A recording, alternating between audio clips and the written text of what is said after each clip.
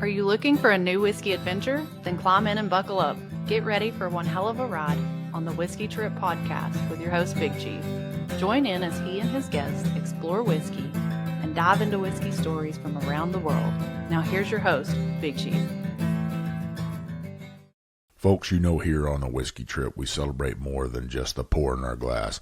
We celebrate heritage, tradition, and the stories that make this country what it is. That's why I'm proud to tell you about our friends at the Heritage Flag Company. These aren't just flags, they're handcrafted works of art built from whiskey and bourbon barrels that once held the spirit we all love. Every cut, every nail, every burn mark tells a story of patience and craftsmanship. Just like the whiskey we sip, these flags are bold, timeless, and full of character.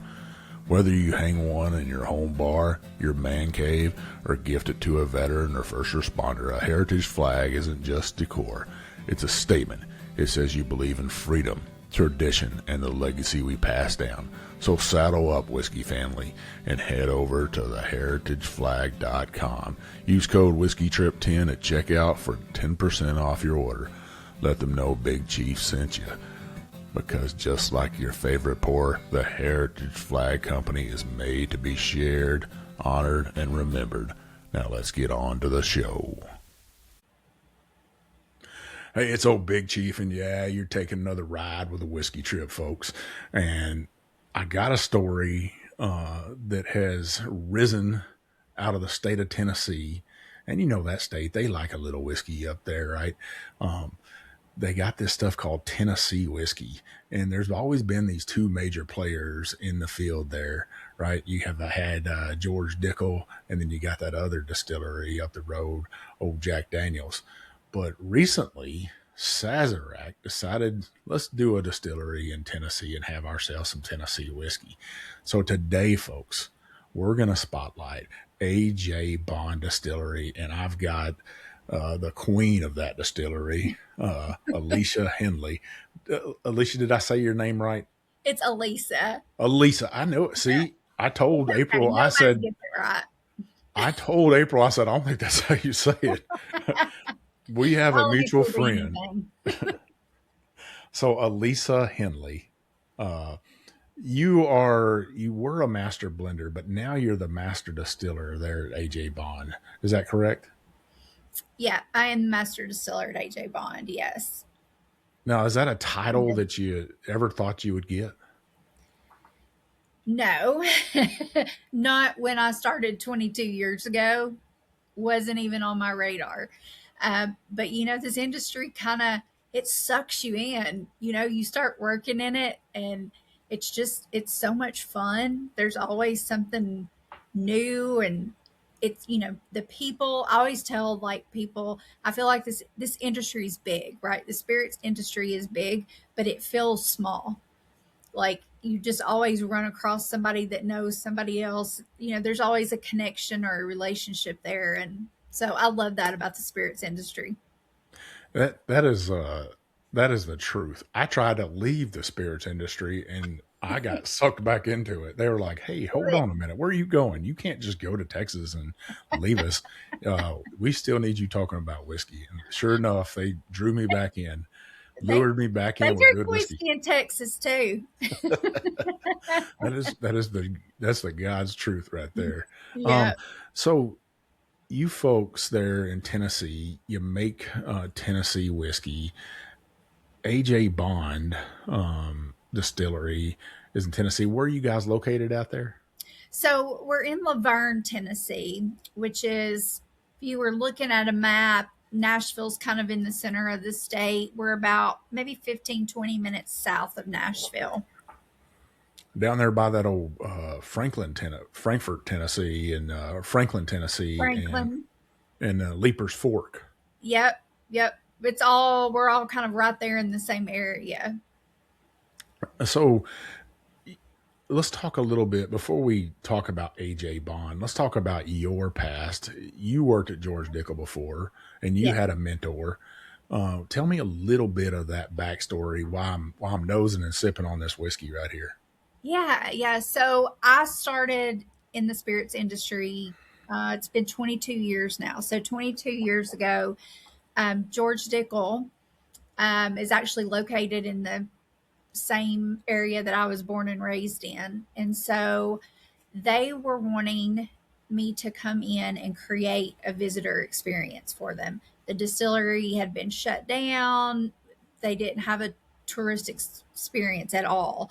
So they hired me to come in, and one of the first things that I had to do with that was write a tour script about making whiskey. And I knew nothing about making whiskey. I tell people, and true story, I called my parents when I got the job there, and my mom was like, "Oh my gosh, I've got to call the Sunday school class and activate the prayer chain." She's like, "You're going to go do what?" So, like, I didn't grow up with any alcohol in my life, so I knew nothing about it. But to write that tour script, the only thing I knew to do was to actually go out in the distillery, roll my sleeves up and get what I said, just get dirty and be willing to do all the dirty work. And I was so lucky that when I started Dickel, there were guys that had been there for 20 or 30 years. So very old school guard, had been there, seen a lot of stuff, right? And they were all just so kind to me and kind of let me tag along. And that's kind of what started my interest in the actual production of whiskey and how it's done. Because my background too, so I have a master's in business, and I never, like, engineering was not even on my brain, much less chemical engineering or chemistry of any kind in school. But once I got started, with Dickel and learning more about it, like, it just fascinated me. It was so fascinating. And so I tell people, like, I kind of learned the hard way on the job. It's just two different types of learning. Some people get it hands on, and some people get it in a classroom. So Now, when did you run into John Lunn? yeah, so we actually started Dickel maybe within 3 or 4 months of each other. He was new to the industry, raised the exact same way I was, knew nothing about whiskey, but came in as a chemical engineer. And so since we started together, and I was on, you'd say, like, the marketing visitor center side of the business, he was on the operations side. We still had to coordinate a lot with things that would go on. And so that kind of just started. I told him, I was like, I feel like you were my brother or something. We just had a connection and formed a friendship over the years. And then it really turned into, the more we got to know each other, it was kind of like he was the engineer, the introvert, didn't want to speak out in a crowd, just kind of hang out, easygoing, much more analytical, numbers wise, which is not my strong suit. So, I'm more the people person and want to be in the middle of everything, which was not his strong suit. So it was like, I often tell people, like, our partnership and friendship, we just fit together so well because his strengths were my weaknesses and vice versa. And so, which is partly where the name AJ Bond came from, and the bond that, John and I formed over the years. At the time he passed, unfortunately, about 3 years ago, and we had worked together for 20 years, a little over 20 years. Wow. I'm sorry that he passed. I know that how tough that is to lose a good friend. And over the years, as I get older in my age, seem to be losing more and more friends, and it is definitely painful. Somebody that you considered a mentor too, that can be tough.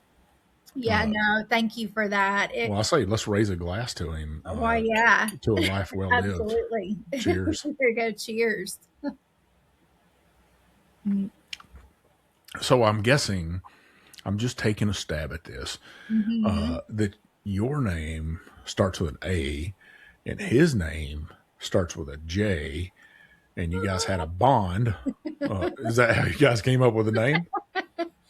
Yeah, honestly, that's where it started. That's where it started. It was like the powers that be at Sazerac, they knew they wanted a Tennessee whiskey, but they wouldn't have done it if John and I hadn't have come with it. They were really wanting our experience because at that time, we both of us had been in Tennessee whiskey for a little over 12 years at that point. And so that was really important, that they wanted both of us together and the experience that we had in Tennessee whiskey. So, um, but yeah, that's where it came from, the name, and it started the bond with us. And then we also do, I don't know if you want to go there yet on the production side of things, but we also have two different types of stills that we're using. Well, let's talk about the whiskey first that I'm Okay, sipping okay. on. I thought Let's. I didn't want to jump ahead of you. So, Oh, I've got that question. okay. I did my homework. I did it. And I actually, while I'm sipping on this, I would imagine that this is a sour mash whiskey that you Yes. guys are making. Yes. I kind of thought so. I get a bit of that Tennessee hug that everybody's always talking about, right? Get a bit of that hound dog trying Yeah. to crawl up in me. Um, so how did you guys make the move from George Dickel over to Sazerac? Yeah. So John abandoned me is what I used to say. I was like, you just left me alone.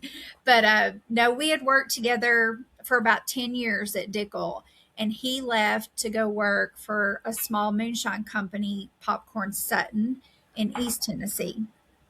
And then I stayed at Dickel a little over about 2 more years than he did. So he was at Dickel for 10, I was there for 12. And when I left, we kind of knew Sazerac might be a possibility, and we just knew we wanted to work together again. It's like we were apart and work wasn't as fun. It was like we do this better together. So when I left Dickel, I joined him at Popcorn Sutton. And within, I would say, a month or two, like we knew talks with Sazerac. They knew John and I were back together. They didn't have a Tennessee whiskey in their portfolio. So it was just it worked out good for everybody. Now, I didn't want to dive too much into Popcorn Sutton, but I got to know, did you ever get to meet him? No, so he had already passed by the Okay. time John and I both came along. Now John and I both knew his wife Pam Sutton, so we did meet her, and she would come see us every now and then and give us a few stories. I mean, I love that you have that background of just you're working at one of the biggest distilleries in Tennessee at the time, and then you jump to a craft brand and get that experience of. I'm sure that you had his recipes for moonshine.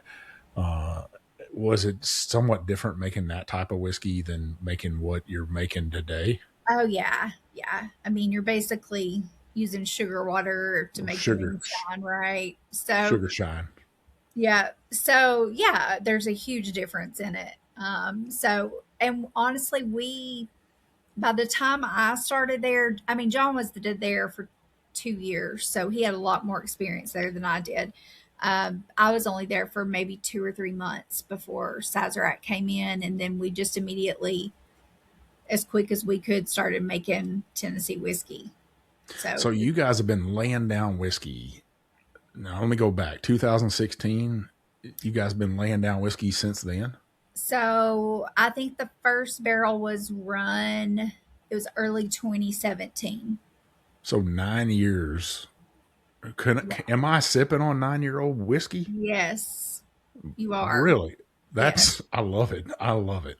yes. Well, let's talk So a little bit about the we whiskey real didn't put quick. in. I want to say, Oh, like, we didn't put an age claim on it, just because I'm kind of a believer in, like, let's bottle it to a taste profile. Let's find a taste that we really like, and then we'll strive to match that every time. Whereas if we did put an age claim on it, it could be different from year to year. You just Sure. never know.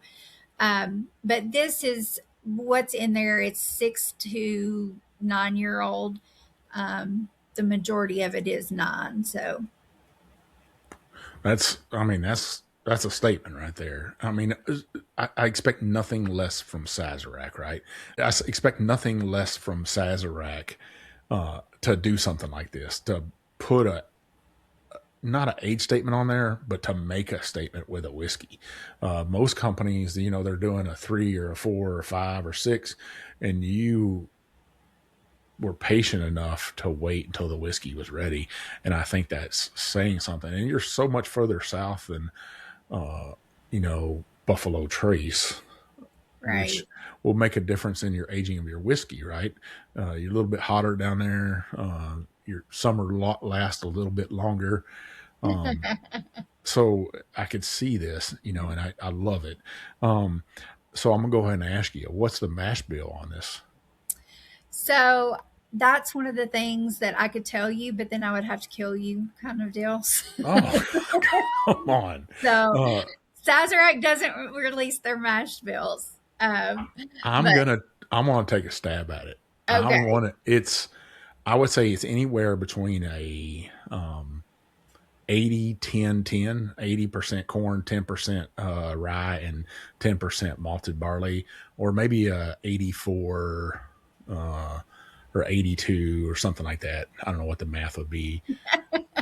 80, 86, 8, and 8, something like that. I want to see how close I am. I was excited. You're just going to keep going. No, that's it. That's as close as I could get right there. I would stick with a 80, 10, 10, I think. I mean, I will tell you, you are correct that it's corn, rye, and malted barley. Well, I gotta say, it's a beautiful whiskey for that age. Tennessee whiskeys are, it wasn't until 2013 that Tennessee came out with a law that said, "Hey, this is what Tennessee whiskey has to be." Right. But before that, I know I'm about to get a look. But before that, it was just bourbon. I mean, it meets all the laws, and that's I read a lot of laws every day in my regular job, CFRs, and It's so funny when I talk to like distillers from Kentucky, and I some of it's just me poking at them too, like saying how much better it is than Tennessee, and we work harder because we take an extra step, and all of that. But yeah, a lot of people don't know that Tennessee whiskey is actually a bourbon. So it meets all the requirements to be a bourbon. did you just say that? Well, I mean, it does. It does meet all the requirements to be a bourbon. We just take it one step further, and we do that Lincoln County process. So So you're we saying work you're on making it. bourbon better? I mean, I think Tennessee does everything better, but I'm born, bred, lived, died. Everything will be in Tennessee. To be honest with you, when I first heard your voice, I called you before we started, and I was like, maybe she's from Yazoo, Mississippi. There's this old comedian named Jerry Clower, and he's got that twang in his voice, and so do you. I just got this hill country, Texas hill country accent, but you got that Tennessee twang to you. I do, and I can't hide it. It's so funny. People, of course, you never know. You can't hear yourself, right? Like it's like, what twang? I don't have a twang, but everybody will comment on it, and I just think it's so funny. But I tell people when I'm really tired, my words get longer. Like that twang it'll stretch out. Well, that's a good thing because I'm Texan and we talk fast, so I got to slow everything down for people. We got no time for nothing. Let's go. Let's get this Yeah. done. Let's get it out. But I now you guys, when you came up with a name, did you put a lot of thought into this bottle?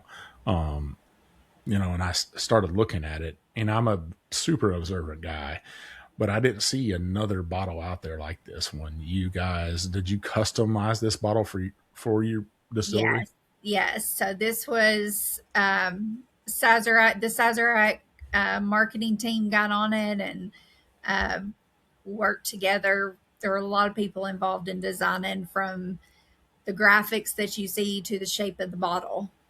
You have to think about all of that. The thickness of the bottles, it's a heavy bottle. So, I mean, you even consider things like that when you start from scratch.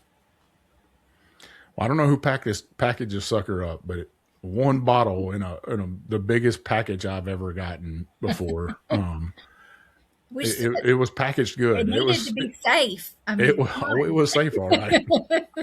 It was safe. That is not the biggest box I've gotten before. I had a guy out in Washington State. They sent me like 20 bottles, and it was this monster box. And I was like, what is this? And he's like, oh well, I didn't my, know what to send you, and I just wanted to send you something and everything. I wanted you to try everything. And I was like, I don't think I could try this in 20 years. This is a well, it's lot of whiskey. amazing. It's amazing it didn't break. That's a lot to ship all at once, isn't it? It was one big old box. That's So, funny.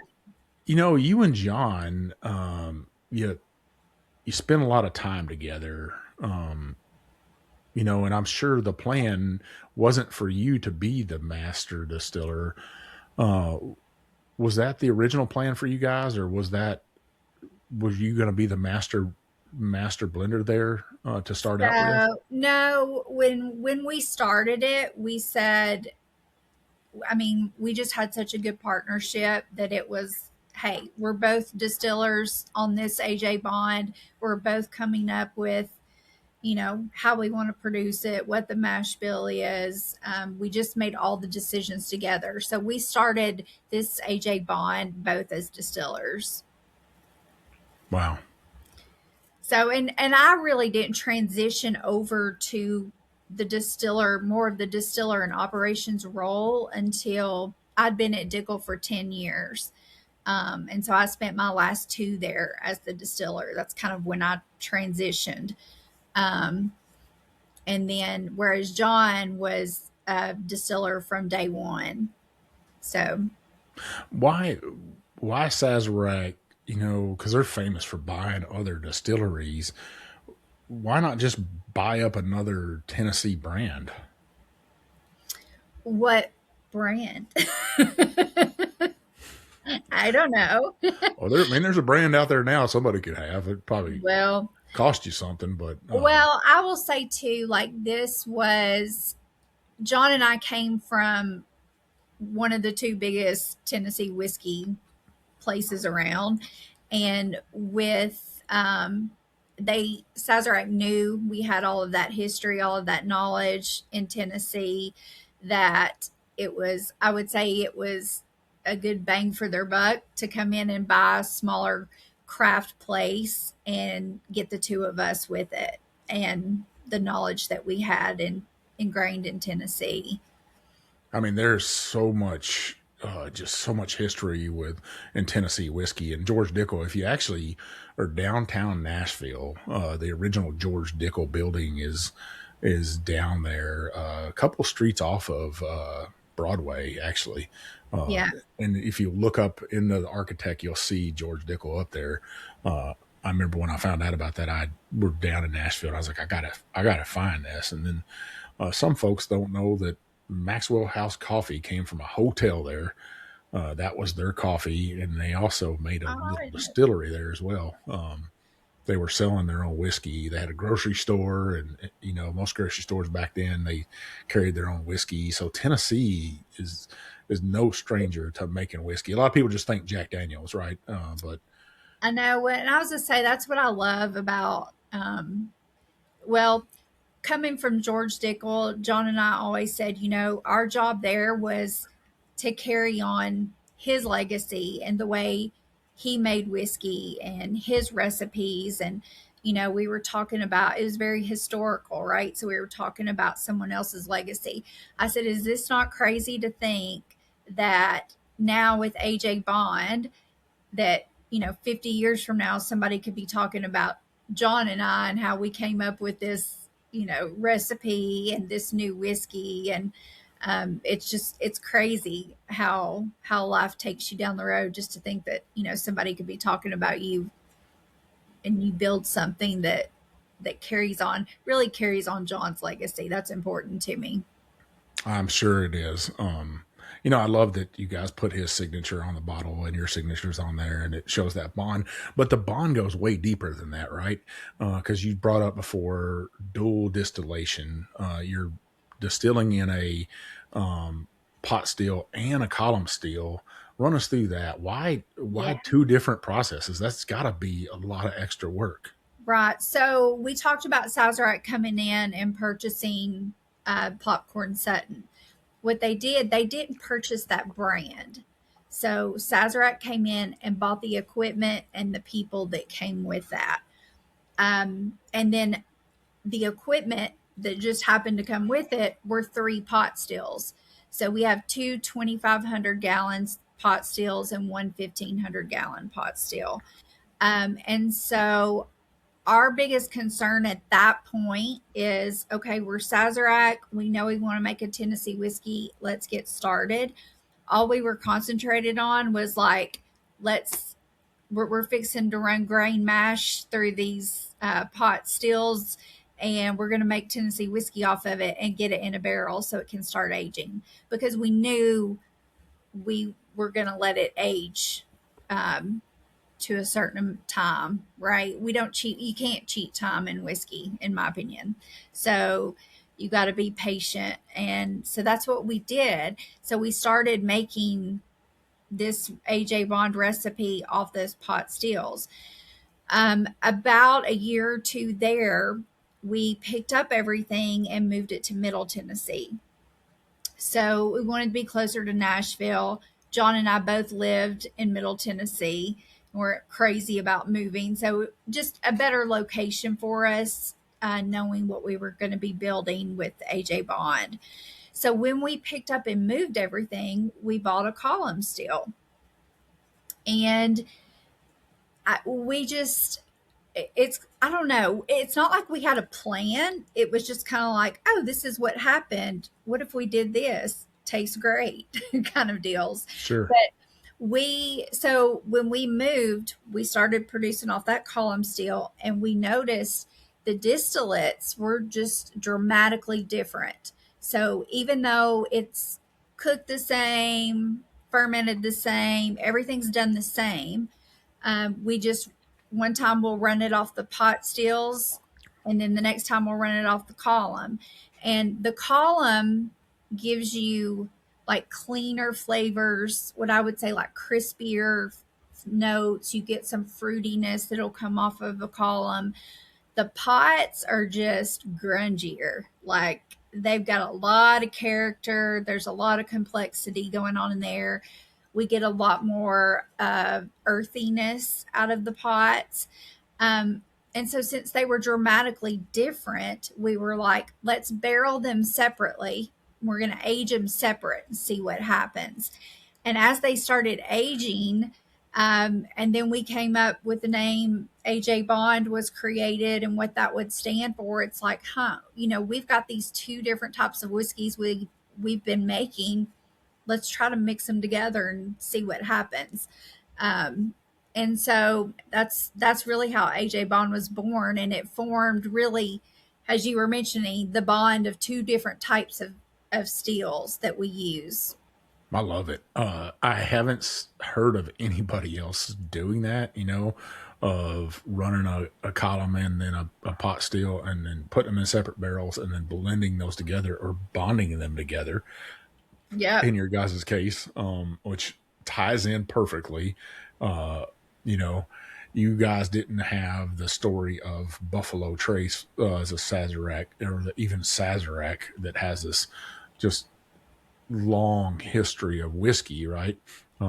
So you got a story to tell, but to me, this is even more fascinating, because really Buffalo Trace that's not their history. That was the McPhee brothers. Right. The Everything goes back. Their history. Oh yeah, yeah. So you got this bonded whiskey, or the bond of these 2 whiskeys together.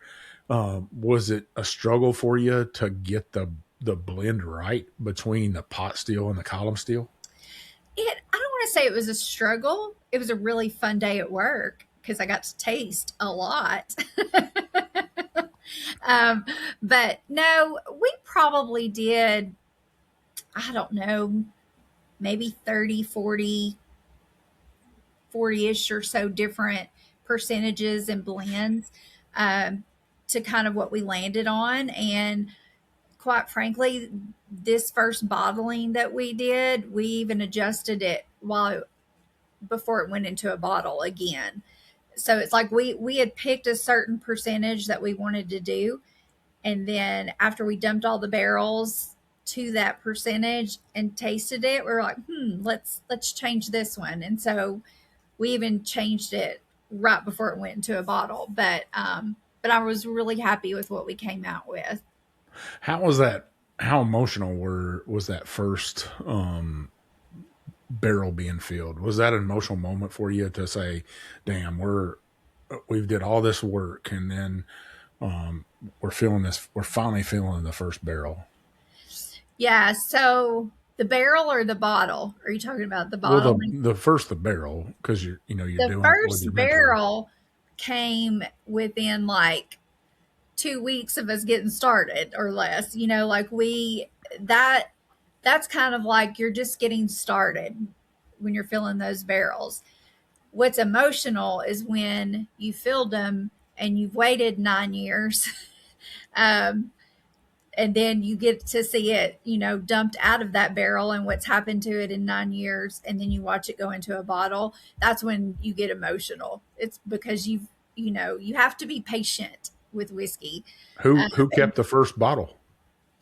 Well, so Sazerac does keep some of the first runs. You never can tell what you need it for. And uh, we have a vault at Buffalo Trace where we keep a lot of our different products. So AJ Bond's no different than any other thing that Sazerac produces, when it comes to really like the quality of it. I Well, tell people, I'm sure that you would want one of those bottles for yourself, one of those very first ones that come out of that first batch. well, I mean, they treated me well. I'm sure they did. I'm sure they did. I got a Um,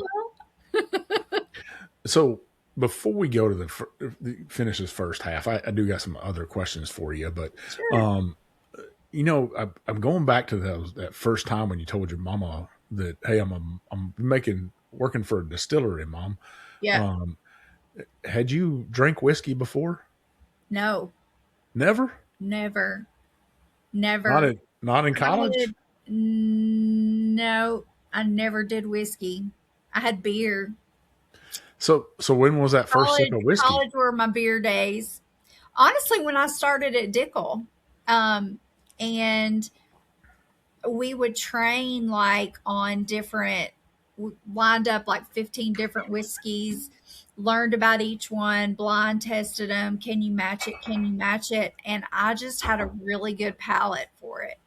Um, and just picked up really quickly on how to pick out those different notes and flavors and everything. So Well, I have to say, the notes I get on this, on the nose, I'm getting that. I always say kettle corn when you go out mhm. to a fair and they throw some sugar up in there and they let that popcorn's go and they throw the sugar in there and it's caramelizing in that big old cast iron, or not cast iron. I guess it is cast iron It is kettle. cast iron, yeah. Uh, they're letting that roll, and then at the end they throw in some. If they're really really good, they throw in some roasted peanuts in there, and let it stick to that popcorn or that caramel. And so I'm You're getting making me that. hungry. Come on. I mean, I grew up in the '70s, and when we went trick or treating, you got a popcorn ball, right? Yeah. Because we didn't go to those good neighborhoods. You got the little mini bars. You didn't get the big bars. No, hell, you'd be lucky to get a bar. You know, you get a Yeah. pickle, a homemade pickle from somebody. Uh, but I do get that quintessential Tennessee whiskey on there, where it did go through that Lincoln County process. Now, there, AJ Bond, what is your Lincoln County process? What's it look like? Yeah. So we have we just installed a new system actually, and I tell people I haven't measured it yet exactly, but I would say it's about, we're probably filling it with about 8 foot of charcoal. So we just have a big tank. We fill it with about, let's say, 8 foot of charcoal, and then we flood the tank. Um, and I believe more in flooding it rather than dropping it drop by drop, just because it's more consistent and you're getting a little bit better use out of the charcoal. Because when you're doing it drop by drop, you got to think it's like water. It's going to make its own pathway to where every drop after that's going to follow the exact same path. Mm-hmm. And so when you're flooding it, you don't have to worry about that. So how many feet would you say you hadn't went out there and measured it? It's not like 13-foot. I haven't. No. I haven't measured like exactly how many feet of charcoal that we put in it, just because it's a new system. But it's at least 8 feet. Now, why did you guys pick 95 proof to start out with? So John and I had always discussed, we knew we didn't want anything under 90. So that was the minimum that we were willing to compromise. So it's like, it's going to be at least 90 proof.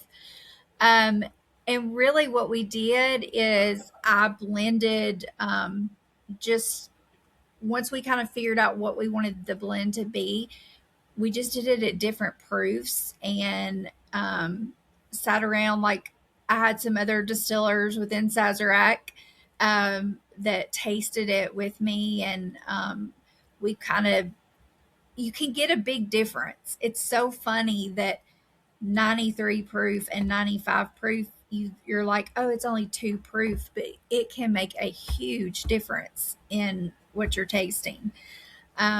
So, and really 95 was just that perfect one that we all agreed on was a good choice for us to launch with.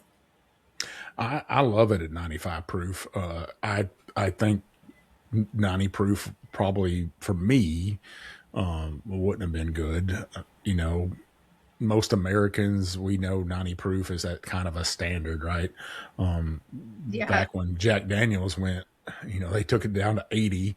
And I think to stretch their whiskey a little bit, make more profits, people start getting greedy a little bit. But then Americans, after the bourbon boom, kind of bottled and bond hit the 100 proof, and everybody's starting to get used to higher proofs. And then you got us whiskey nerds like myself. I like 107 proof and above, if you can guess why. I like that 107 proof, but we like that high proof octane that Right. I always tell people whiskey is made for sipping. This is sipping whiskey right here. This isn't shooting it back like our college days. This is a Yeah, you thinking shouldn't get a person's. gut punch. It shouldn't be like a real big gut punch to you, or a harshness to it. It really is. It, like you said, it is a good sipping whiskey for sure. But it's also, I think, the flavors and the complexity of it, along with it being 95 proof, holds up really well in a cocktail. So when we launched it, we've been going out to different accounts and visiting, how do you like the whiskey? And I've had some bartenders make some cocktails with it that are just amazing. And I hate having a whiskey cocktail, and I cannot taste the whiskey, and I lose, you lose the flavors of the whiskey in the cocktail. To me, that's not good. So I'm the same way. I like to have a whiskey sour with something that's cask strength, so I want to be able to taste the whiskey in it. right. So part of that too, like having that higher proof of 95, really helps those flavors hold up better. I love it. It makes it a little bit more versatile, I think. Now, let me ask you this, because you're probably like a proud mama, right? Yes, very much That so. you saw this bottle the first time and you saw your name on it, and then your family sees it. I'm assuming that was a super proud moment. Everybody, I don't care who you are, if you could have your name on a bottle of whiskey, you would do it. If you're a whiskey nerd like me,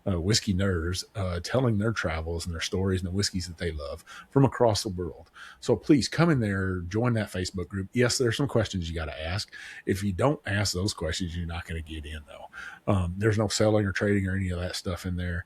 But come in there and join the story, join the conversation. We'd really appreciate that. It's taking the whiskey ride, though. Come in there and support that group. We'd love to have you. Before we also go, one last thing, I want to give a big shout out to my friends at Frontline Heroes Outdoors. This is a great charity. And I'll put up their logo and their QR code there for you on the screen. I want you to check them out. Now, what they're doing is they're taking veterans and first responders into the outdoors. They're taking them hunting, fishing. They're taking them on retreats. They're letting them take those stresses out of their life. They do therapy for them. They take them to the movies. They take them to football games, basketball games, baseball games. So check out Frontline Heroes Outdoors. I'd appreciate it if you'd give them some help. At the QR code, you can donate money to them. Donate a hunt if you got a big ranch or something. Stick with us. We'll be right back. The Whiskey Trip is proudly sponsored by Guardian Coins, a veteran, family-owned and operated company that understands what it truly means to honor service, story, and tradition. Guardian Coins just doesn't make the challenge coins. They craft symbols of pride, legacy, and camaraderie. From military units and first responders to distilleries, brands, and special events, every coin is designed with purpose and built to last. Here at the Whiskey Trip, our official Whiskey Trip Challenge coin was brought to life by Guardian Coins, and it represents exactly what this ride is all about. Craftsmanship, community, and sharing a great pour with amazing people. From custom artwork to flawless finishes, Guardian Coins works with you one-on-one to turn your vision into something tangible, something you can hold, collect, and pass down. So if you're looking to create a coin that tells your story, whether it's from your unit, your brand, or your next big milestone, trust the folks who know how much that story matters. Visit Guardian Coins on Facebook and tell them Big Chief from the Whiskey Trip sent you. Now pour something good and let's get back to the ride. All right, listeners, we are back for the second half with AJ Bond Distillery and Allisa Henley. Did I get it right this time? You did. Oh, You my did. goodness. Good job. Oh, my goodness. And we've been laughing in the half in the break, folks, and having a good time. And I'm still sipping on this AJ Bond whiskey right here, this 95 proof Tennessee whiskey that Lisa created with her mentor and the late John Munn. What was John like? Was he just, when he was building this, was he excited? Oh yes, he was. He's like a big old teddy bear, honestly.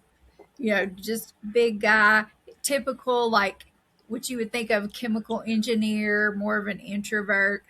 But at the time when we started AJ Bond, we had not been working together for a little over 2 years at that point. So we were just glad to be back together in our careers, and getting started on what we knew. We knew it was going to be special, just because of the two of us, and just the experience that we had in Tennessee, and we knew what we were doing when we were making the whiskeys. So I think we both kind of knew that it was going to be special. Um, you just can't prepare yourself for the feeling though of once it's done and complete. So, and I hate so much that he's not here to see it. But I really do think, like I said earlier, I feel the responsibility of I don't want people to forget about him. He was a fantastic master distiller, very intelligent, knew his stuff, biggest kind heart you'll have, that you can imagine somebody having. And I just know this brand's going to help carry on his legacy so people don't forget. I love it. I love it. Well, I've been trying to do these quick fire questions, and I got some for you today. Oh, And short, quick answers, just rapid fire for you. okay. There's no shockers here, so let's roll. So first question will be neat or on the cube. Neat. All right. Favorite Tennessee whiskeys besides your own? I would say Dickel. That's understandable. What's your favorite bourbon? Buffalo Trace. Oh, I actually, I really like Eagle Rare, like just because if I'm going to drink something neat, um, I like Eagle Rare. Typically, if I'm going to have a cocktail or something, I'll use Buffalo Trace. favorite rye? Oh, that's a good one. You know, our Sazerac rye is very popular because it's so smooth. I tell you Uh, what, that damn foolproof. Whew, man, what a great whiskey for a great price. I know it. It's a good. I think it's a good like entry rye too. Like it's not. I think some ryes that you have can be overpowering because they're just too spicy. They're too in your face, and it's like, woo, that's too much all at once. And that Sazerac rye is just really. You still get the spice, but it's not so much overpowering and off-putting. Love it. Favorite whiskey under $50? Um, AJ Bond Tennessee whiskey. And what's the price on that? It is so. I want to say it is right at $35 right now. Awesome. Love it. Dream bottle you'll probably never open. Oh, I don't think I could say that. Like, I'm going to open it and drink it. What would be one bottle that you would love to have and Oh, open? you know what? I will say this. So, I have a collection of like John signed from Dickel.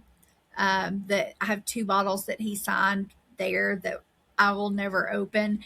Um, and there will always be a bottle of AJ Bond that sits in the cabinet that will never be opened. I'll never open those. More for sentimental reasons, more than I guess you could say the whiskey. Hey, that, I understand it. Pot steel or column steel? Oh, I'm gonna say pot. You're supposed to say a bond between the both of them. True. I'm True. trying to help you out here, but yeah, you're We can good. rewind that. Nope, you stuck with it now. Um, I was setting you up there for a perfect answer though. It's But been a long day. no, Give I me a break. appreciate you not being I'm just a teasing. robot. Rick house floor that you would take barrels out of. So interestingly enough, I have only ever worked at distilleries that have single story warehousing, which means the barrels only go six high. Really, never something that's like 5 or 6 stories. I've never worked at a distillery that's had that yet. So even with AJ Bond, ours only goes six high. And with that, it's pretty consistent. So it's not so much of like there's a honey spot somewhere, because they're so close together. It's the consistency's pretty good on it. New charred oak or toasted? Charred oak. First whiskey you ever fell in love with? First whiskey, it probably would have been Dickel. That makes sense. If you could share a pour with anyone in history, who would it be? Oh my goodness. That's a good one. Anyone in history. I often said like I would love it to be somebody like Colonel Taylor or Albert Blanton, like somebody like that was here like when the industry back from the 1800s. It'd be so fun just to kind of pick their brain and see what they were thinking back then. You know, I always thought that too, and then as I got older, I probably wouldn't want to have a pour with them because I would probably be disappointed in They say the never meet your heroes kind of those. deal. Yeah, because and I don't want to give this away, but I got this book I want to write uh, called "Liars, Swindlers, and Thieves of Whiskey," uh, and because there's so much of that in whiskey, and I've written several things about that. A friend of yours, actually, April Weller Cantrell, she's got a blog, and she interviewed me about it, and I told her that. She's like, "What's one thing in whiskey that you don't like?" And it's greed. It eats me up. The greed in whiskey sometimes is just astronomical. But in the same sense, in modern whiskey, the charitable organizations that have been helped by whiskey are it's astronomical. Even in my own self, that I just want to give back as much as I possibly can to other people and let them share my experience or lift other people up. Us sailors always say rising tides raise all ships. And when I tell somebody, if I tell you be the tide or you are the tide, that's a compliment from me to you, saying you've helped raise other folks up. I And love if I'm that. telling you to be the tide, that means I want to see you raise other people up. And, I hope I'm the tide for people. I hope I'm raising other people up. And I feel like today that's what we're trying to do is raise up AJ Bond, this new brand out there. That's all right. That's it's actually I am really liking this. Uh, this Good. this is That makes very me happy. surprising. It's so funny. Like I said, we launched. The official launch was June 1st in Tennessee, and it never like I'm just loving it because people are saying that almost in that surprised voice of like, "Wow, like I'm really enjoying this. This is awesome," or they're just really loving the complexity of the flavors in it. So, and I it doesn't get old. I love hearing it every day. A lot of people with George Dickel say they get that Flintstone vitamin taste, right? Mhm. Chalky taste, and I don't get that out of this right here. Mhm. You know, whenever you first tasted, and I'm sure over the years you've went back into the barrels and said, "Is it ready yet? Is it ready yet? Is it ready yet?" Right. Um, was there anything that shocked you when you were tasting it and be like, "Okay, we are ready"? When was that moment? I'll tell you, the one shocking thing about this that I wasn't expecting was the finish on this. Has a really nice honey that lingers on that finish, and I love that sweetness. And I wasn't, I expected like the vanillas, the caramels. I expected the caramels to be strong just by what it was doing as I was tasting it. John and I were throughout the years. But the honey was a really nice surprise. I really liked that little finish on it. Yeah, I get that honey, but I also get something different, and I had to look up something real fast. Um, I got a friend at work, and she started. She's really into bees, and she brought me her bees made nectar, and they'd gotten sick, but she harvested some for that nectar. It's not honey yet. It's not aged by the bees, but it was nectar, and it tasted so much different. There's so many floral notes in that, and these soft, Really? beautiful fruits. And I get some of that nectar on there. My friend's name's Anna, and I want you folks to go check her out. Queens Coast on Instagram, and I can't say the name of it. It's Queens Coast Apiary. She's a beekeeper, really, but she's in the Coast Guard. She's active duty. Anna, shout out to you, my sister. You know, this does have that nectar to it, and I've never had just bee nectar before, but she brought me a jar that had some of the wax in there. She's like, "Oh, you can chew on the wax," and I was like, "Sure about that?" But she's like, "Yeah, I chew on it and I spit it out." But and then recently, There was a bee truck that was coming by our house down this road, and it flipped over. This is just the other day this happened. 2 million bees escape, and she came and put some bee boxes on our place to capture those bees. But I'm excited because there's a possibility that we're going to get some honey from Bayou Sunset Farm, because we have these fields full of wildflowers. So Bayou Sunset Farm honey, some Big Chief honey, and maybe I'll age some whiskey in a barrel with some honey. We'll see. We'll see what happens with that. But I do That, get that nectar, like you said. yeah, it That, does have that sweetness on the end for sure. But it doesn't have, like I said, it doesn't have that like gut punch or the harsh, like really harsh tone that just hits you all of a sudden. Um, it's, I think the front end has a lot of, I get some of the pepperiness and the spice, but like baking spices almost, um, that I get in it.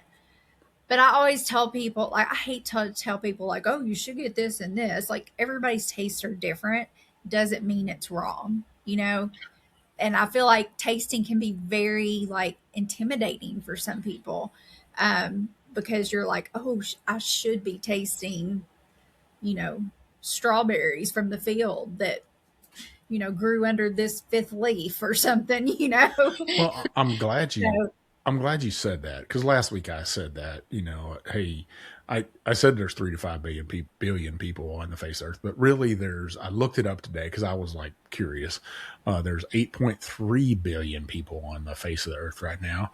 Two countries, China, India, is over a quarter of that. And every one of those 8.3 billion people have different palates. And I yeah. know the Woodford Reserve, their master distiller, is one that came up with the tasting wheel, but that was his palate. I Right. don't think Chris Morris had honeycomb cereal on that tasting wheel, but that's my tasting note, right? He doesn't get no baked cookies on his tasting wheel. He doesn't get Mississippi mud cake on his tasting wheel, but that's the things I get. So I appreciate you saying that. But I am interested. What other tasting notes do you get from this whiskey, though? So I really like, I still get like the vanillas and caramels that you expect to get in a nice whiskey or bourbon. Um, for me, the baking spices is really strong for me about front to the mid palate.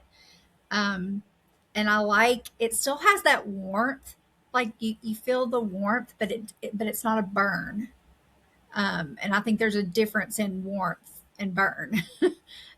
So I still think it has that really nice warmth that comes down. And then the caramel, I feel like there's just this sweet bomb that kind of goes off at the end of it.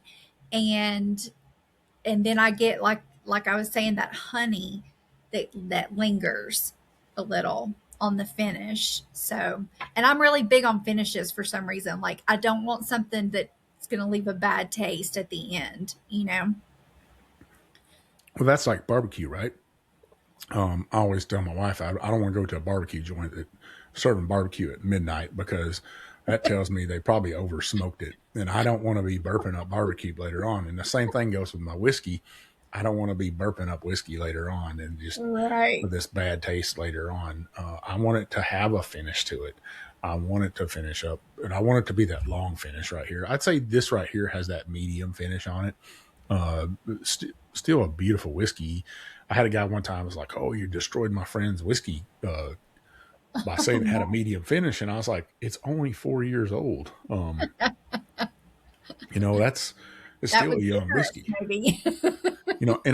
And hey, I've had some 4 year old whiskeys that'll just blow your mind and have a long finish, but typically those are from a climate in like Texas, where our heat is different here, our maturation is different here, and his was Northern California. So, All of that makes a difference. All of it. yeah, I don't think people understand that. Now, your barrels, are you guys only getting your barrels out of Tennessee? We are. So all of the oak that's used to make the barrels come from Tennessee oak trees. They've been grown in Tennessee. We do have to pay a little bit of a premium for it, but it was very important to us to, we wanted to source and use as much as we could in this product, in the brand, that was authentic and true to Tennessee. And we started with myself and John. We're authentic and born and raised in Tennessee. Um, all of our corn is coming. 100% of it is coming from a 200-year-old family-owned farm in Tennessee. And then we have the ability, with our barrels, to specify that we wanted to use that Tennessee oak. So I love it. Now, what all your grains, you said they're coming from Tennessee too. What's the farm called? all of our corn is grown and comes from Tennessee. So the farm is called Beatty Farms, and it's in Murfreesboro, Tennessee. It's a little over, actually, 200-year-old family owned farm. So they take care of growing all of our corn. Now our rye, our malt, if we use wheat, other things, that's coming from up north. Just because the grain grows better in that colder weather, and we're just too warm here in the South. If I could get that kind of quality from Tennessee, then we would definitely be buying it from Tennessee. But we still have a quality, point that we want to make sure we're meeting. So Now let's back up a second there, because okay, you said something that piqued my interest. You okay. said if you're using wheat, does that mean your guy's going to have a Tennessee wheated bourbon? Probably. I am a absolute wheat nut, so much so that your friends over there at Leaper's Fork, they made a special little bottle for me because I had a hashtag, the Wheated King of Kentucky. And then actually somebody the other day on that Facebook group, Taking the Whiskey Ride, they said, how many bottles of wheated whiskey or wheated bourbon do you have in your house? And I was like, I really don't. I don't know. I said maybe 30 or 40. And I came in here the other day, and I was trying to clean up my office anyways, my studio, and I started digging through all the stuff just in this office because we have a couple other places that we have whiskey stored. Several thousand bottles. Oh I my hate to gosh. admit that, but in my office, right above my head here, in one cabinet, is 73 bottles of wheated whiskey and wheated bourbon. Wheated whiskey. My brother is a big wheated whiskey guy. He loves Weller. Every time I say, you got any of that Weller Full Proof? That's his favorite. Um, but he's a big wheated whiskey guy too. John liked the wheated whiskey. I don't hate it, but if I had a choice, I'm going to pick a rye whiskey. I just like the spice and the peppery notes that I get with the rye. So I like a wheat that has drawn out that barrel spice, right, and gotten that right. It just and I love it at cast strength. There's no secret about that. It just hits just right, And then if you can get a cast strength wheat whiskey, is different than a wheated bourbon. Somebody asked me the other day, what's the difference? And I was like, well, they're a little bit softer, but they can be more oily. Sometimes they can be more tannic. It just depends on the mash bill of the whiskey. If you have more of a Kentucky style wheat whiskey that has like a high percentage of corn, and it's going to be taste different. And, that's the same thing with every whiskey and stuff. right, well, is it like a wheated bourbon or a wheated whiskey, Mm-hmm. right? That's two different things. Oh So yeah. I mean, that's the same thing with rye, right? And I would expect that you guys at some point are going to lay down, or maybe you already have laid down rye whiskey.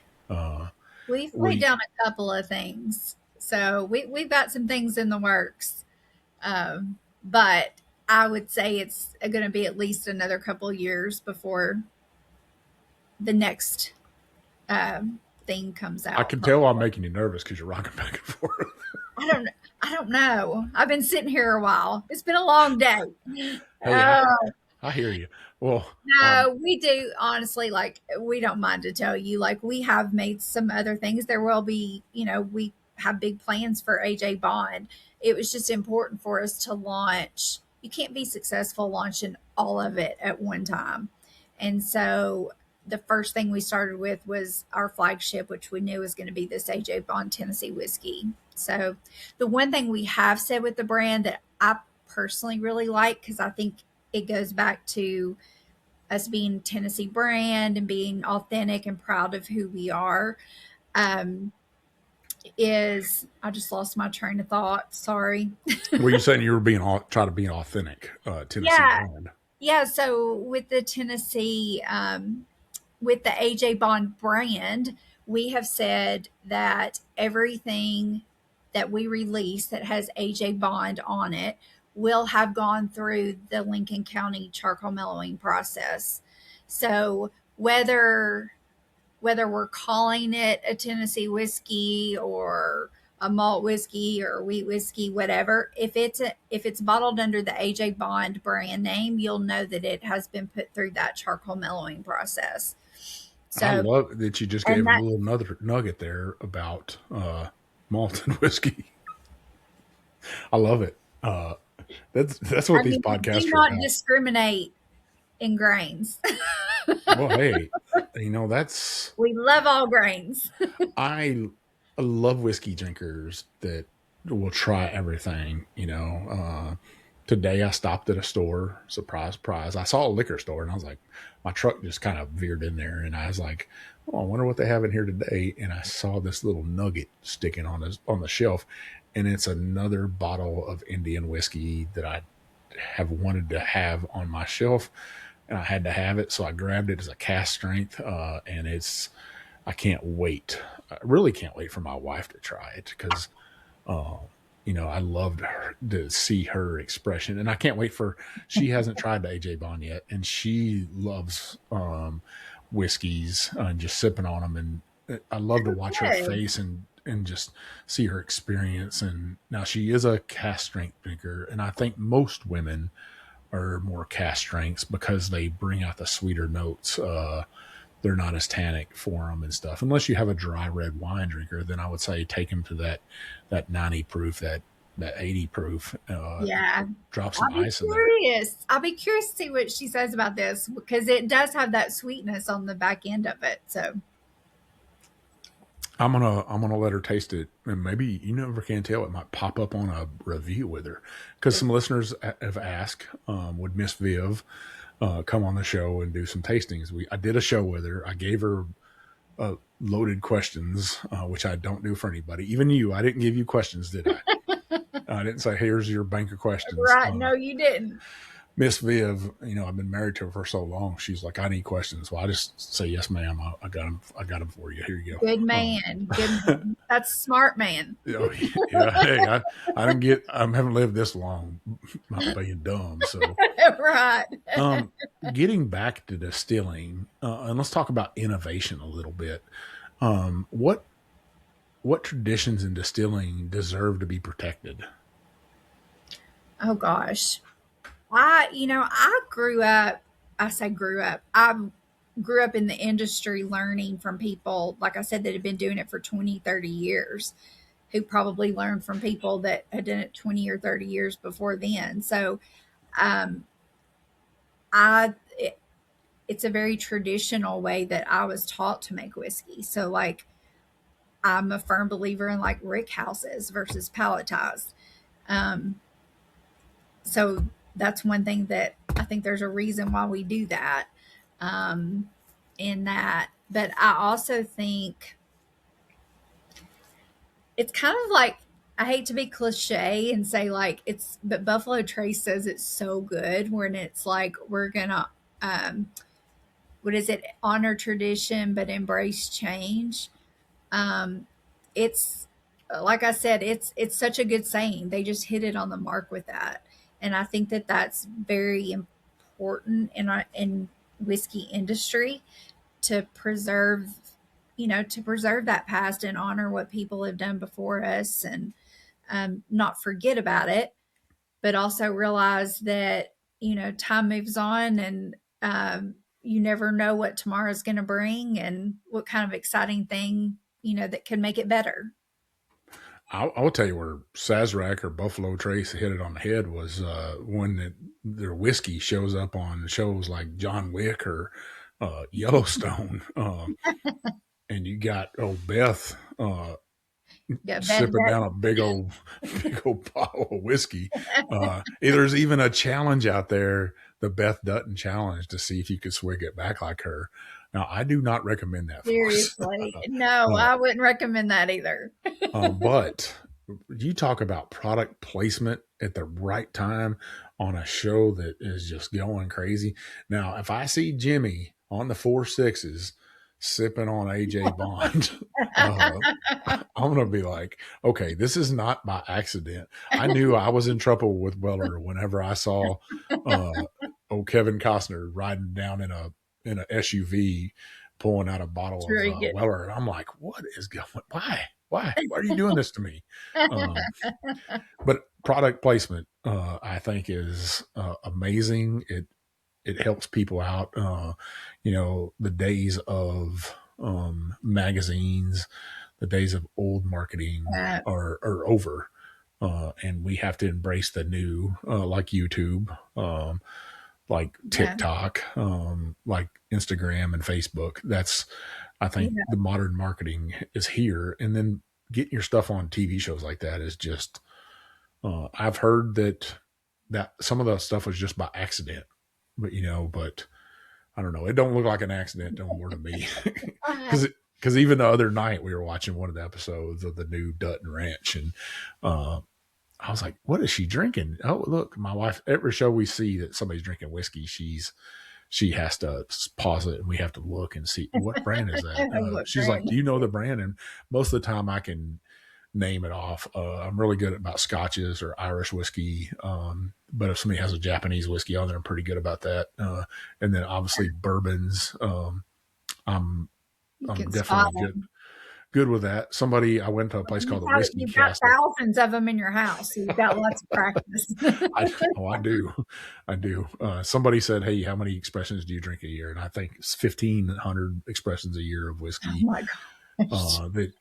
Look, listen to you. How many times? I know. I was fixing to say, I don't know why I just said, oh my gosh. And I was sitting here thinking about all the barrels that we have. Yeah. How many do you go and taste barrels on an average day? What's your day look like? Yeah. I think that's the one thing I love about the master distiller role is it's different. It can be different every day. Like I could be, getting a call that the still's gone down. What do we do? 1 minute, and then, talking with you the next, and then out of the store doing a tasting the next. So, and then, answering emails and doing an expense report the next. So it's just an array of different things, which I love because it keeps things interesting. And I do tell people there's never bad days at my job. There's just days that I taste more, that I just want to make sure that it tasted right. So if I'm having a bad day, I taste a little more than on a good day. And I got to ask you this, has the company figured out that do you have a driver that takes you home every day? No. Well, so to clarify, we're not just sitting around drinking all day, right? So most of the time, for me, I can get a lot more off the smell sometimes than I can the taste, because my taste buds just like wear out or something on me. So most of the time I'm making decisions off smells. And then the stuff I am tasting, we have spittoons and drains for that. So we're not sitting around ingesting whiskey all day. That would not be responsible or healthy. And we're not going to do either of those. Well, I know a lot of master blenders out there, and they all say the same question. The same thing is, you got to spit it out, and You got to be Yeah. careful what you're doing. But I have known a brand that had a driver for their master blender, and they would pick her up every day and to ensure that, she could do her job throughout the day and not take any chances. I know that's tough, and I know that's a tough question. I do have a tough question for you. I will say with that though, like if I'm at an event or something, if I even have a drink, I don't drive. Like if my husband and I are going out to dinner and I have a drink, I'm like, you're going to drive because I'm just not taking the risk. That's just me. So Well, I'm glad you brought that up. So folks, listeners out there, if you were a military veteran or if you're a military member, I got something I want you to check out. I want you to check out Whiskey Valor Foundation. They're trying to eradicate drinking and driving in the military. They will provide you with a free Uber ride home from events. Whiskey Valor Foundation will pop it up over here to the side. We'll pop up their QR code too. If you want to give to Whiskey Valor Foundation and help eradicate drinking and driving in the military, please do so. This is a great cause. As a veteran, I can tell you that is a large problem in the military. And I'd love for them to defeat this issue. And it's that easy.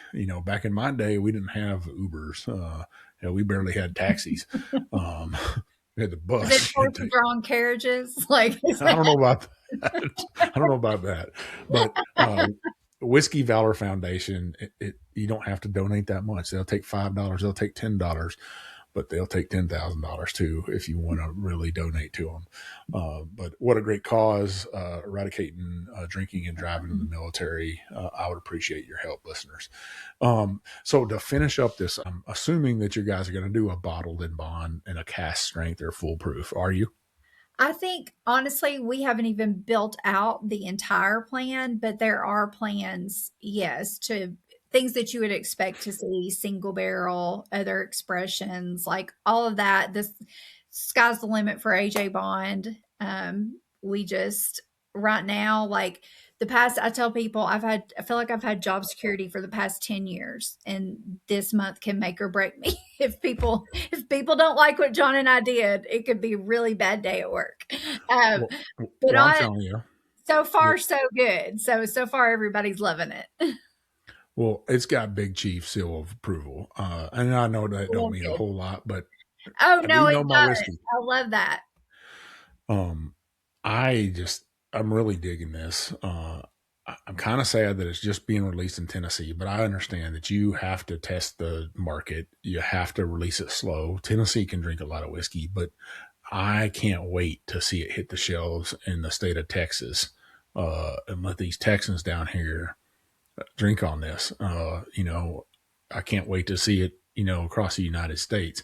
How is the plan to roll it out? When will the rest of my listeners out there Yeah. see this?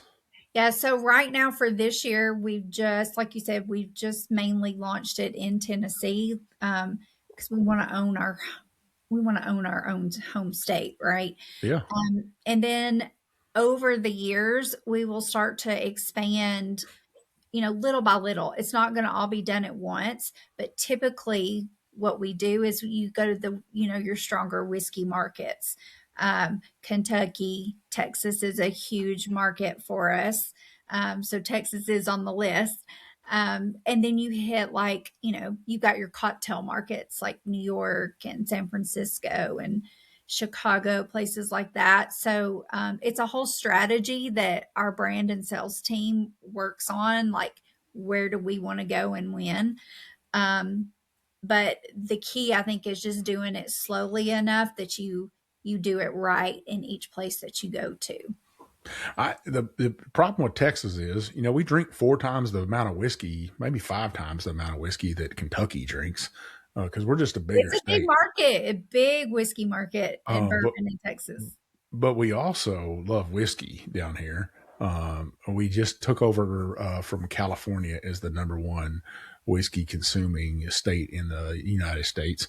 But I would tell you this, I want to see an American whiskey take over from that Canadian whiskey, Crown Royal, down here. Because those Texans, they love some Crown Royal for They some love some reason. Crown Royal. But I'd love to see a Sazerac take over. And I think Sazerac has. I think it's coming. But I, Allisa, I can't say thank you enough for coming on the whiskey trip, taking this ride with me. Now you're family. Yeah. Uh, Well, and thanks.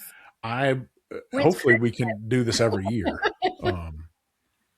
Yeah, I'm no, hoping when you so release nice something to meet else, you. we can do this. So you think mid or late 26 we'll start seeing this pop up in other states around the country? No, I think before you see it, it may be another year. Like it'll be Okay. in maybe 2027. And nothing's set in stone yet, honestly, with it. We're just gonna see how Tennessee rolls out and then go from there a year from now. Well, I don't see no problems with you rolling it out. I think you'll do just fine. And us Texans, we do love some Tennesseans. One of the greatest Texans of all time is Davy Crockett. I don't believe Texas would be Texas without some Tennessee volunteers. And that means a lot to me. But I appreciate you come on the show. Now, listeners, I know you're thinking, does Big Chief have a giveaway this week? I do have a giveaway. Now, I don't have a whole bottle of the AJ Bond, but what I did do is I made up a little mini bottle for you of this AJ Bond. This is about a 200 milliliter bottle for you. So you get a pretty good size sample, but I didn't want you to go empty handed and have just that little bottle. So I'm going to throw out a bottle of this Sazerac Foolproof for you as well. And then I'm going to throw in one of my whiskey glasses, one of these rocks glasses I like to drink out of. You can get tasting notes out of this, but you can also get yourself a great pour in here. Don't try to fill it up like I do. This glass right here is a one finger pour for you. But that's what the giveaway is this week. A sample of the AJ Bond for you, a bottle of the Sazerac Foolproof, and one of my whiskey glasses. Now, how are you going to win this giveaway, listeners? Well, what I want you to do is I want you to put an emoji of a raccoon. Yeah, old raccoon hat like old Davy Crockett wore at the Alamo, representing Tennessee proud up there. I want you to tag 4 friends. I want you to follow Sazerac on Instagram. AJ Bond doesn't have their social media up yet, but I'm reckoning they will. And when they do, I want you to follow them. But follow Sazerac, follow the Whiskey Trip, like and share the post all week long that I do for this. All the clips I put out there, I'll make sure I put the giveaway in there as well. But tag those 4 friends, follow the Whiskey Trip, follow Sazerac. You got to be 21. You got to reside in the United States. I just can't afford that shipping to England or to Australia or anywhere like that. So be 21, reside in the United States. So let's go through that again. Davy Crockett, raccoon, tag 4 friends, follow the Whiskey Trip, follow Sazerac, like and share, and then must be 21, reside in the United States. We'll do this all week long, this giveaway right here. And then on Monday evening, I'll pick a winner. I do not use a randomizer. I pick people that support brands like AJ Bond and that support the Whiskey Trip. So if you're taking this ride with me, show your support of the show and these brands that I have on. And you might hear your name called. You never can tell what old Big Chief's going to pull out. I'm getting very close to 10,000 followers on Facebook. So I'm going to do one monster giveaway for that. I just want to show my support for all the listeners out there and followers. So, well, Lisa, thank you and Sazerac and AJ Bond for coming on here, sharing your whiskey. Any last words for listeners out there? No, I appreciate you having us on. We're so excited. If you see AJ Bond, I tell people it's liquid to lips. You've just got to try it to be a believer. So if you see it out there, definitely give it a shot. Well, thank you so much for being part of this family, being part of this ride. I do appreciate it. Listeners, you know where you can find old Big Chief at. You can find me at the Whiskey Trip on TikTok, Instagram, Facebook, and now YouTube. make sure you hit that subscribe button and to get notified when I have an episode coming out. I want you to give it a watch. Give me some comments. Tell me what you like and what you don't like. That's the only way I can get better. Now, if you're listening to me, listen to Mark and Matt of The Bourbon Life on Apple Podcast, on Spotify, on Amazon Music, iHeartRadio, wherever you get your podcast at. Give them a listen. If you like what you're hearing, leave us that 5-star review and some comments, please. Those comments, those 5-star reviews opens up doors to distilleries like AJ Bond and gets great guests on my show like Allisa Henley. I know you got distilleries in your backyard. If there's a distillery out there that you want us to tell the story about, to talk to them, reach out to Mike at the Whiskey Trip. Let me know who you want on the show, and I'll try to get them on here. I'm very approachable. I can't do this without my sponsors. But if you're somebody that wants to sponsor a podcast out there, reach out to me. Once again, Mike at the Whiskey Trip.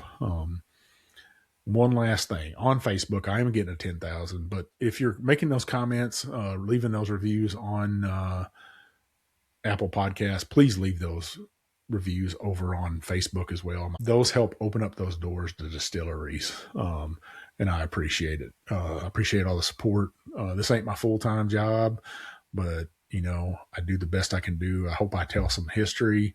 I hope I make you laugh a little bit. I hope I make your day brighter when you listen to my show or watch my show and you're like, man, this big old goofy joker, listen to him. But I guarantee you I have a great time. I get to sip on some of the best whiskey in the world, like AJ Bond right here. Something that I've never tried before, a bond between a pot still and a column still like this. So I just feel so blessed. This is Old Big Chief, and thanks for taking this ride with me, baby. Thanks to our sponsors, the Heritage Flag Company and Guardian Coins, for making this episode possible. A special thanks to AJ Bond Distillery for sharing their whiskey and story. Cheers.